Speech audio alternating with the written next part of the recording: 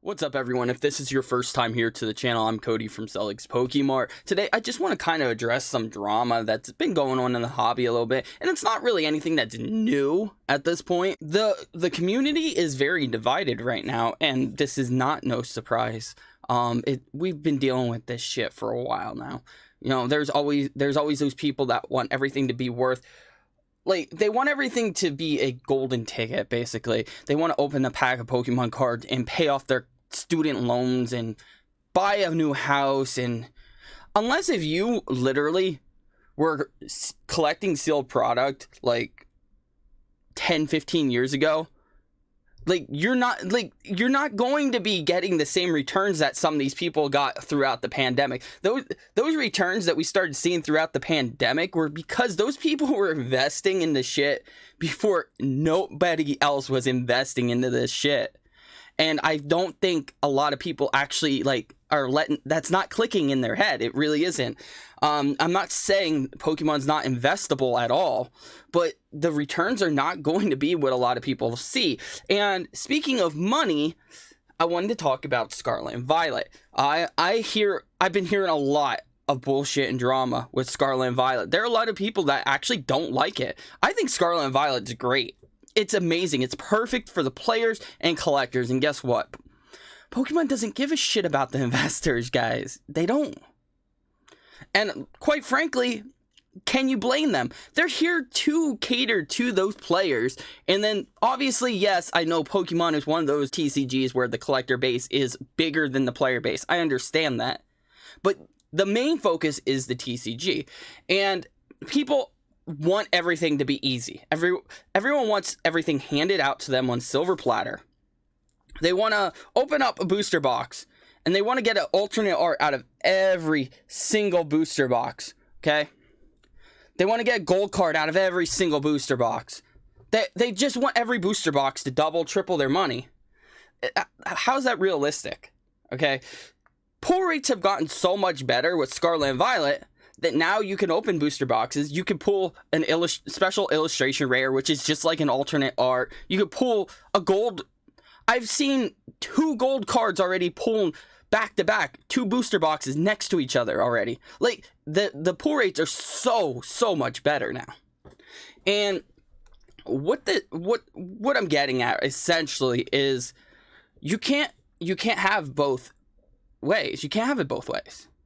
You can't have amazing pull rates and pull all the chase cards and then have them all be worth $300, $400, $500, $600. Hell, that Umbreon VMAX from Evolving Skies has absolutely no business, zero business being worth over $600. No business at all. The card, it's okay. It's a nice artwork. It's not even close to being one of the nicest. Could be an unpopular opinion. It's how I feel. I know there are a lot of other people that feel the same way. But I know this shit, it boggles my mind. It just drives me nuts because we have people bashing now on Pokemon that they don't care. They've ruined the value of the cards. They don't care. What are you talking about? They don't care. They literally made these cards obtainable for people. And now, not everyone's complaining. There are a lot of people actually enjoying this. I had a lot of fun opening this. I literally opened up 3 build-in battle boxes. Literally back to back. And I pulled these 2 cards between the 3. And then there were some other hits as well. But these would be chase cards. I opened only 3. And that's what I'm getting at. They made it more enjoyable to open up product. And the people that are complaining are the people that, they're the ones that only care about the money in the hobby. And I'm sorry, but the vast majority of us actually do enjoy Pokemon for what Pokemon is. They enjoy the artwork. They enjoy playing. They enjoy collecting. Everything does not have to be, make you rich real quick. It's not all like that. It doesn't have to be like that. And that's what this video is essentially about, because I've had talks with multiple friends about this already, and that I actually have already heard people saying, like, they're not even gonna buy, they're not gonna support the Pokemon Company anymore for these Scarlet and Violet sets. I've already heard this. I've heard people say that they're walking away because a top chase card is only worth $60 or whatever. Are you freaking kidding me, guys? Are you kidding me? Do you not remember the Sun and Moon era? Do you not remember early Sword and Shield? Sun and Moon, they were only like 2 cards worth over $100. That was the Shining Charizard from Hidden Fates. And then I believe the Burning Shadows Charizard, which the only reason that was even worth anything is because it was so difficult to pull in good condition. Like, it's nothing new. But I think, like, people just have this in their head that Pokemon's a cash cow. And it really isn't. It wasn't until people started artificially inflating prices, starting hyping things up, lifting it all up way, way higher than it should have ever been. Even Evolving Skies, I don't care how hard those cards are to pull. None of that shit should be worth half of what it's worth. None of it. Hell, the sealed product shouldn't even be worth anywhere near what it's worth. Hey, hate me for it. But I was collecting and enjoying the hobby before there were any chase cards worth over $100 in these sets. I don't claim to be like an expert on everything. I don't claim to know everything. But I've experienced a little of this already. And I'm just telling you, this is normal. This is actually the normal. And the fact that these cards are so much easier to pull, that you could still pull cards worth $40, $50, that's actually not a bad thing. That's actually good. Because some of these cards are so easy to pull that, honestly, like, I wouldn't be surprised if some of these chase cards started, like, topping out at, like, $40. Again, you're not gonna like that. Some of you people are not gonna like that, but it's the truth. It could happen. All right. And yes, there are people that are waiting out some of these sets until Pokemon 151 comes out. I'm not trying to be a buzzkill. 151 will probably be a great set. I don't think it's going to be the same set that a lot of you people think it's going to be, because it's not. I doubt it's going to be any kind of reprint set. It's just going to probably be Kanto Pokemon in the set. That's it. All right. It's going to probably be all in the Scarlet and Violet new style. And that's it. It's not going to be what a lot of people think it is. Is it going to be investable? I don't even know. Like, at a point, everything's somewhat investable as long as, like, you're smart about it and you buy in at the right time. But, and like, this is the shit that, like, it's in my head here. Like, it's just so much drama going on in the community here. Like, and okay, there's definitely a place in the hobby. There's a place in the hobby, the community, for investors. Absolutely. All right, I've invested in things. Doesn't make me a bad person. But like I said, it's the players and the collectors that are keeping the hobby going. They are not the ones complaining.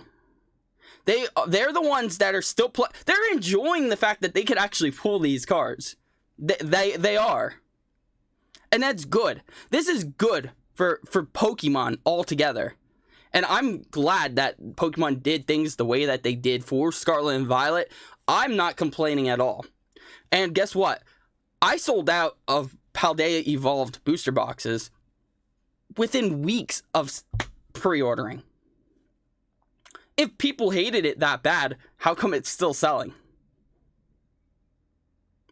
And then one last thing that was on my mind. Disney Lorcana. So I actually had a buddy reach out to me, and he was talking about an Instagram video he saw. So this sports card guy, investor, I'm sure you've already seen some videos on YouTube about it, actually. Because I had to look it up when he said something about this, but saying Disney Lorcana is the next big thing.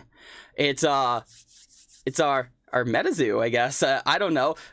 Where's MetaZoo at right now, though? Like, I talked to some other store owners, and there are actually stores that don't even want anything to do with MetaZoo anymore. MetaZoo, like, there are people that like it. There definitely are. There are people that will probably continue to collect and play. It was a fad. That's all it was. It was a fad. But nobody wants to listen. Like, there are people that have actually said this shit before it became just a fad. Before people realized it was a fad. It just blows my mind. And so, like, okay, the big takeaway here is, first off, like, a lot of, like, I stopped following MetaZoo because I have no interest in it. I don't think it's a great TCG at all. That's just my take. Listen, you guys are allowed to have your own opinion on whatever you want, but I feel like they were just trying to, I don't know, they were just trying to get in, you know, try to get their piece of the pie at that point. And, you know, we have too many TCGs out there. There are a lot of TCGs out there. There are a lot of TCGs that you probably don't even know about. Anywho, Lorcana, Disney, huge franchise. Literally, we all know and love Disney. We grew up to the movies. So what could go wrong with a TCG based off the Disney? Well, the big argument here that this investor was explaining is basically, you know, the characters, you know, we all fell in love with the Disney characters. We don't love the Pokemon characters. We don't know the Pokemon characters. We don't know the Pokemon. We don't know. And I watched it for the first time, and I actually started laughing because, like, if you're gonna post a video like this, actually have your you don't know the Pokemon. You don't know the character. Guy, if we're collecting Pokemon, you've ever played one of the games, you probably know all the characters, or at least a good majority of the characters. If you collected the TCG, you probably know the characters. Guess what? There are Pokemon movies. Guess what? Pokemon drops games every freaking year. What are you talking about that Pokemon is nothing compared to Disney? Okay, yes, Disney's been around longer, but they've been making the trading cards since '96. Disney does not have that kind of experience in the trading card industry. All right. Like,